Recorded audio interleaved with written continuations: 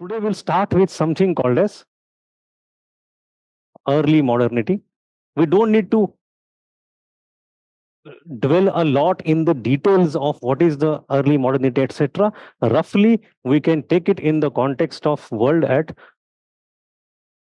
450 to 750, roughly, very roughly.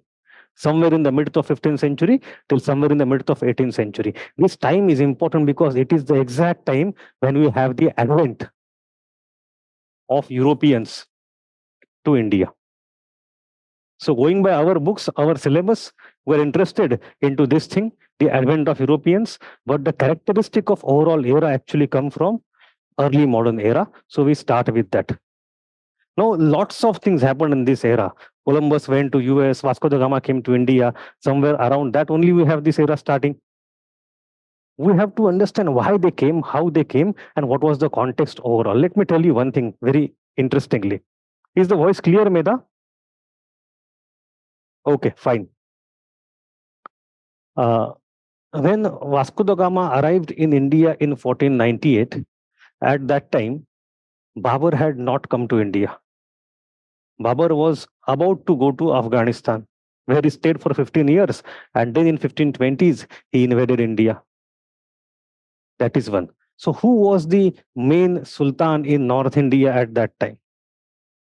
When Vasco da Gama came to India, who was the main Sultan? Which Lodi? Lodi is where, yes? Sikandar Lodi. Right, Sikandar Lodi. Sikandar Lodhi आपको ये जब dots connect करोगे ना what is going on where at the same time suddenly चीजें चमकती अच्छा ये भी होता है you know when Vasco da Gama came to India one of the greatest bhakti saints in India at that time was Sant Kabir. So Sant Kabir is alive in north in Banaras. It is at that time Vasco da Gama is coming to India. So you just imagine them to be contemporary. Babar, Sant Kabir, Babar थोड़े बाद में आता है and then Vasco da Gama. So my point is that you understand that Portuguese start building their oceanic empire in Indian Ocean almost at the same time when Mughals start building their land empire in North India. These two are contemporary processes. अगर मुगल बहुत बड़ा बादशाह बनते हैं उत्तर भारत के, if Mughals becomes big lords of North India, it is exactly in that time Portuguese become the big lords of Indian Ocean. These are parallel processes, different types of empires, landed empire, oceanic empire, but they go on in parallel. Now, I always thought that these Europeans are coming to India one after another. Why was no Indian king interested in stopping them? Have you ever thought about it? They were. So Indians perceived, you are partly right, but I need to extend that, the trade is something different from politics. That was our analysis, that was our worldview. Politics, the rulers are for politics, and maybe to encourage the trade, to facilitate the trade, to ensure ease of doing business. But beyond that, anybody can come and trade. Our job is to facilitate, our job is not to monopolize. But the Europeans had a different worldview. When they came to India, they not only were the traders, they not only had upper hand in technology to some extent, it is the ideas that they brought, which show कि वहां पे disjuncture है in Indian thought process and European thought process. And Indians welcomed everybody. We are. So that was one point. Secondly, the largest power that emerged at that time in North was Mughals, and Mughals were generally not interested in building a navy. Some Mughal Badshahs did have ships. Some of them were commercial ships. कुछ तो तोपे लगा के ship बनाई थी उन्होंने, but they were not very capable of dislodging Europeans from the ocean. So Mughals actually were paralyzed when it came to ocean. And the European powers were paralyzed when it came to land. It was a kind of checkmate. Checkmate. And if you come to small kings in coastal area, from Gujarat to Bengal, they were very tiny principalities who had no wherewithal to do anything. So they were only interested in their own domain and more in the neighbor's ruin. तो ये neighborhood वाले जो jealousy and rivalry थी, All the Europeans took very good advantage of that. If you come to one king, they would say, Acha, you don't give me concession, I'll go to your neighbor. The moment I move to the neighbor, my trade goes there, my silver goes there. There is a competition. So you have that also being played by the Europeans one after another. So the multiple reasons why it happened, but nonetheless, we'll go into all the story. My point is that from 1500 onwards, the fate of India was getting tied with the fate of Europe very closely for the first time. So that is the opening point. Now let us come to the handout.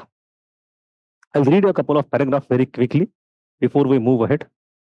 The early modern period is historical era that spans from late 15th century to mid of 18th century, roughly covering the period between Renaissance and Enlightenment. These two terms we study in the world history, but very briefly, Renaissance is about cultural revival, Enlightenment is about intellectual revolution. The period is characterized by significant social, cultural, economic, political changes, etc. In that, we have the era of discovery, and lots of discoverers go and discover new areas. When Portuguese come to India, do you have a larger? Have you read world history ever in your childhood? Do you know थोड़ा सा कि क्यों आए थे यहाँ पे, क्या चल रहा था? Anybody? Constantinople. But why is that? Why is that important? Constantinople. So was it an economic process? Was it only an economic process? Was it primarily economic process? So when the empires were created, the typical phrase that is used, because it was not an easy job. आपको बताऊं, if a ship went from 10 ships go from Portugal, they come to India and they go back in 15th, 16th century, 1/3 ships will never go back. On the remaining 2/3, 1/10 of the staff will survive. 90% will get wiped out. That was the level of danger. Everybody knew 100 लोग जा रहे हैं, 10 लोग लौट के आएंगे. But जो 10 लोग लौट के आएंगे, they would be so fabulously rich. It was a risk worth taking. You know, at that time, people should die on board in ocean for no reason. They never knew लोग क्यों मर रहे हैं. ऐसे ही मरते थे. We later came to know it was because of scurvy. है ना? विटामिन सी मिलता नहीं था वहां पे. Then it was resolved. So my point is, let us briefly understand the story before we come to the proper stage by stage perspective. The story is both economic and religious at the same time. Depending on where we stand and depending on who is the person in the history, the factors ka relative importance will change. For some, it will be economy. For some, it will be religion. But as a student, it is both for us. So, you know, the primary angle is, even before Constantinople, it is spice trade. Asia is known for spices. Which spices? Spice mane masala. Okay, paper is one. Where did paper come from? Apart from paper. Achha, there is nutmeg, there is mace. Javitri वगैरह जानते हो? So all these nutmeg, mace, etc. came primarily from Indonesia. There is cinnamon. Do you know cinnamon? क्या होता है वो? दालचीनी. So the main source of cinnamon was Sri Lanka. And then you have paper, or as we call as black paper, black gold. And it came from a diffuse region, but India, the Malabar coast, was a major source of that. So black paper came from this part. So these are the three important zones in Asia which provided these spices. And spices were used for multiple reasons. You know, this spice trade is not starting in this time of 16th century. It goes back to the hoary past. In Egyptian mummies, when mummification was done, in their nostrils we have found Indian black pepper. So it goes back to that old. Itna purana spice trade hai. But the purpose of the usage of spices back in ancient India was different. It was primarily medicinal in nature. Primarily, we have very many sources in Greek history, Roman history, which praise the medicinal properties of black pepper. But as gradually you come into history, they realize that black pepper is also good spice to spice up things. अब spice up क्यों करना है things meat को? Why to spice up meat? Betaization is one thing.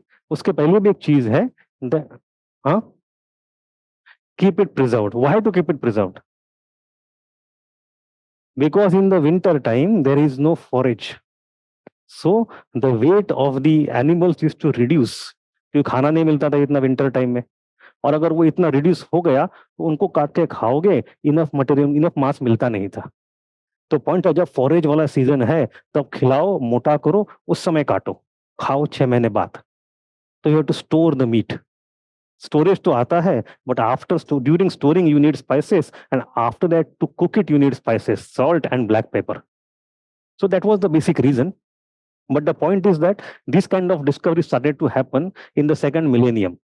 And once that also came into light, the demand of spice increased further.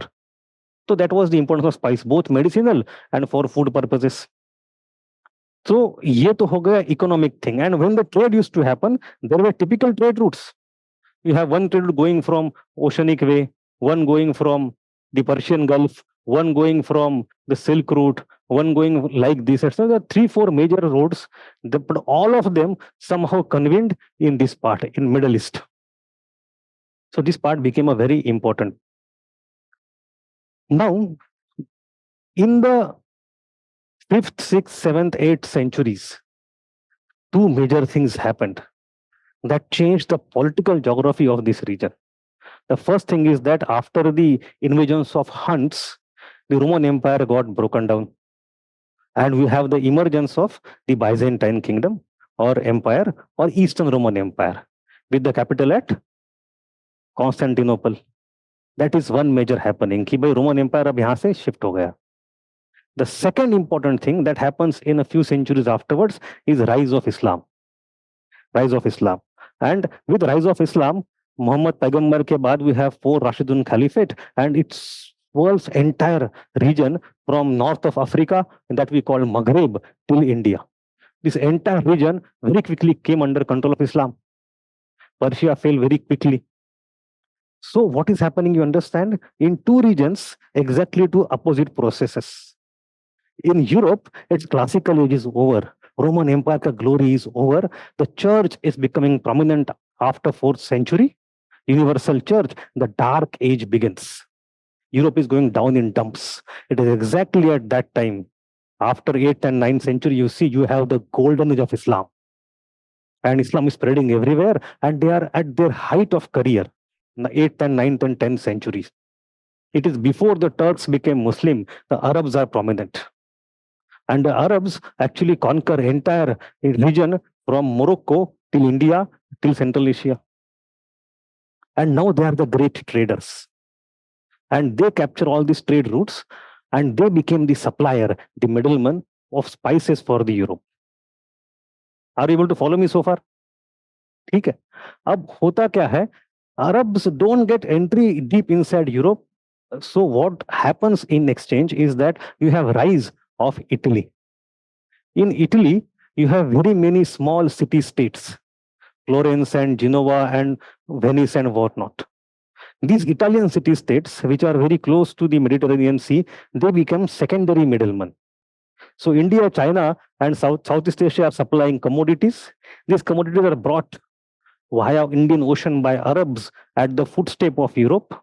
And inside the Europe, the second supplier is Italian cities, the merchants, the bankers, the traders over there. These cities become important. But rest of Europe, that gets frustrated कि भाई दो चीजें, एक तो we don't have access to India anymore. We don't have monopoly, we don't have access. We have to pay hefty money. And ये हमारे neighbor Italians, they have become big, they have become rich, they have started all these cultural things, and we don't have anything. So there is jealousy also. And they also say Italians, कैसे लोग हो, आपके पास तो Pope है, and you are working with Arabs. ये तो सही बात नहीं है. That is happening on the eastern side. On the western side, at the very same time, what happens? In the 8th and 9th century, the Arabs cross Mediterranean Sea, enter Spain, and Spain becomes a Muslim country. Khilafat of Cordoba. It's a Moorish empire now. Spain is Caliphate. So Europeans feel that not only that their trade contacts are gone, not only that they have to pay huge economic cost to consume the basic necessities and luxury things, but they are getting squeezed in from both the sides by Muslims. So it became Christian-Muslim tussle also. So on one hand, the fundamental cause is economic, but on the other hand, there is also a color of religion. So that was my first thing you have to understand. Then what happened? How did Europe try to fight back? It happened in multiple rounds over hundreds of years.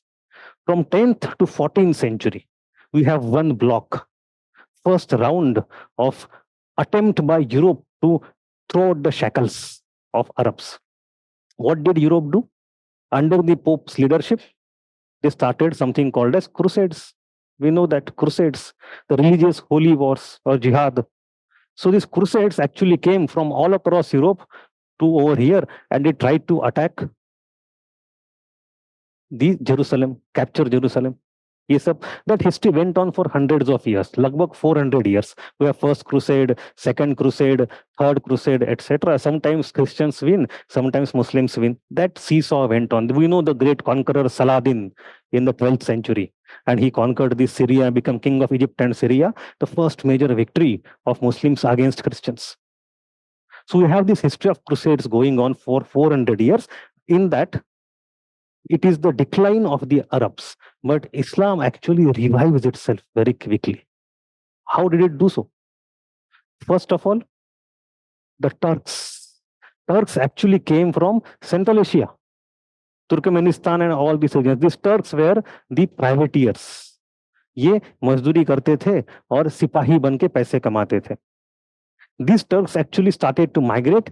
Once Central Asia came under control of Muslims, these Turks migrated in entire region held by Muslims. Lots of them went to this part. Today we call it Turkey.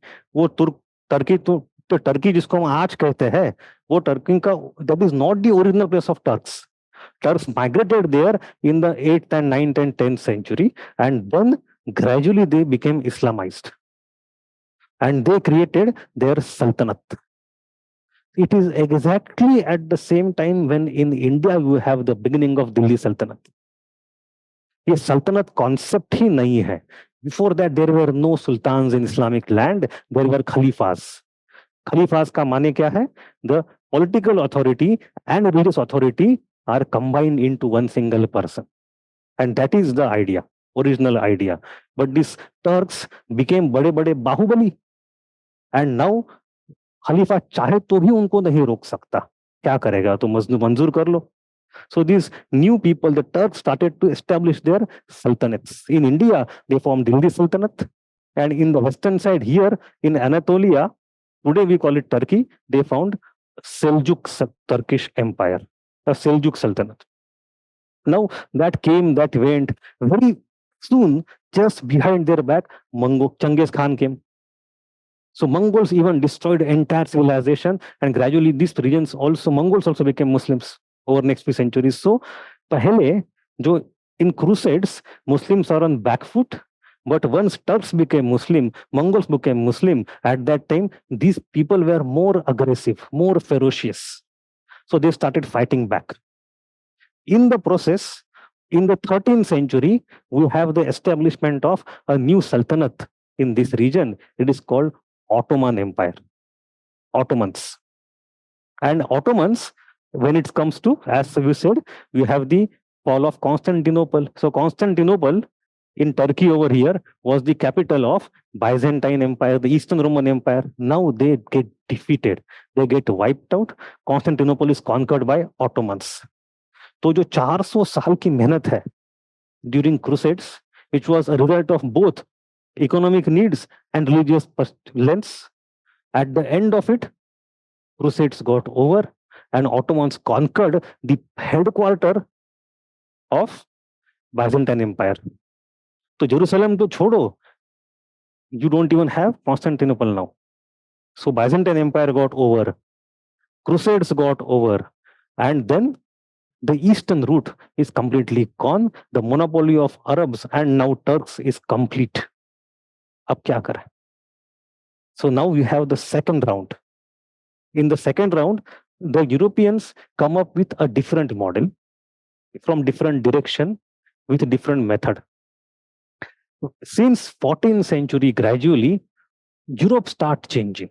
जैसे मैंने कहा, in these 400 years of Crusades, the Islamic countries changed. Similarly, immediately after that, Europe starts changing since 14th, 15th century.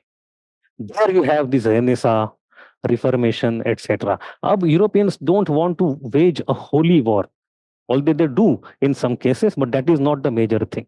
The universal church doesn't control Europe anymore. Instead, what you have is the fragmentation of politics in Europe. What we have is the beginning of Protestant cults, Reformation.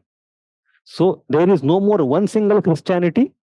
Instead, what we have are different local sects within Christianity who don't accept Vatican, who don't accept the Pope. They have their own churches, and all of them collectively we call as Protestant religions. Yes.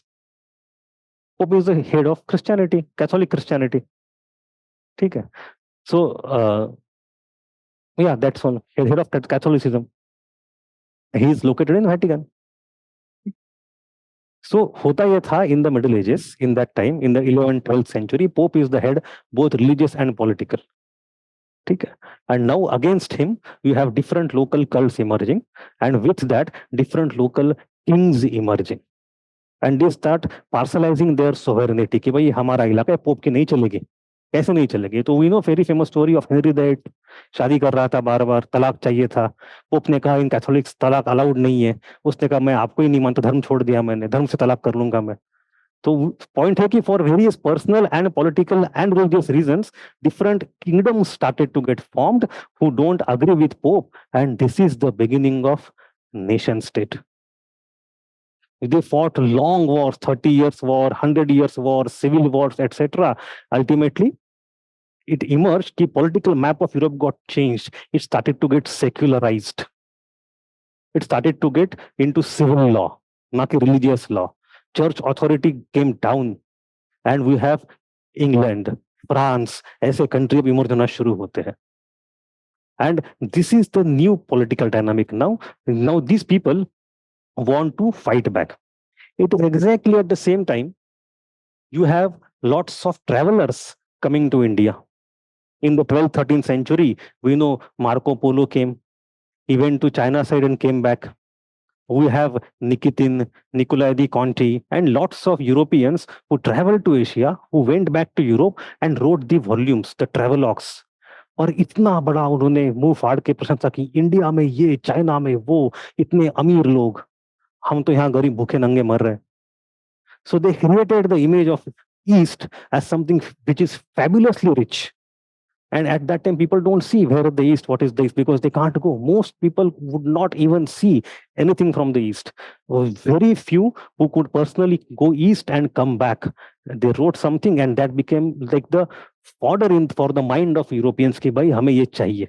So on one hand, economically you are stopped. There is a frustration of 400 years of defeat.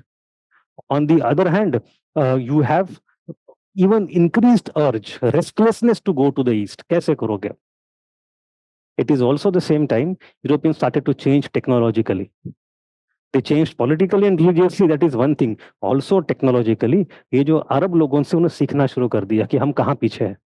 The Eastern technologies like gunpowder, printing machine. We give the credit to Gutenberg, but it was a Chinese discovery. And then you have the compass, magnetic compass. So magnetic compass, gunpowder, and printing machine, these three inventions actually, which are the foundations of modernity for the world, and which were used very fabulously by Europeans, all of them emerged in China. And then via Muslims, they came to Europe. And Europeans started to use it to their advantage. So now, change politics, change religion, and change technology, they want to look for an alternative. These newly established kingdoms actually are also jealous of Italians. कि भाई, they have all the trade monopoly, they get all the cut. हमें भी cut चाहिए. तो क्या करें? Let us start finding alternative routes to India. Especially after the fall of Constantinople and end of Byzantine, this part was gone. There was no scope of dislodging Ottomans from the east, so they thought, let us try to go from the west. And once you have to go from the west, by default, दो country सामने आपके है, वो है Spain and Portugal. But that region was a Muslim country. Christians को खदेड़ दिया था उन्होंने अंदर. So the first objective was Spanish reconquest. So entire Iberian Peninsula, इसको बोलते हैं Iberian Peninsula, it was recaptured. And there was a horrific time period in which every Muslim in the Spanish Peninsula was told either be Christian or die or get out. So we have something called as Reconquista, with the help of the religious courts called Inquisitions. So entire Spanish Peninsula, the first step that Europeans took is to convert the Spanish Peninsula back into a domain controlled by Christians. And the second step after that, immediately after that, was अब यहाँ से हम let us try to cross Africa and go to the east. And in that, obviously the lead will be taken by Spain and Portugal, because they have the geographic access. That's why the age of discovery, which begins in the 15th century, is led by Spain and Portugal. They have the geographic advantage. उस समय England, France, Belgium, etc., Netherlands, they are the backwaters. They are nowhere there. They will start rising after 100, 200 years gradually. So the first phase of colonization is led by Spain and Portugal.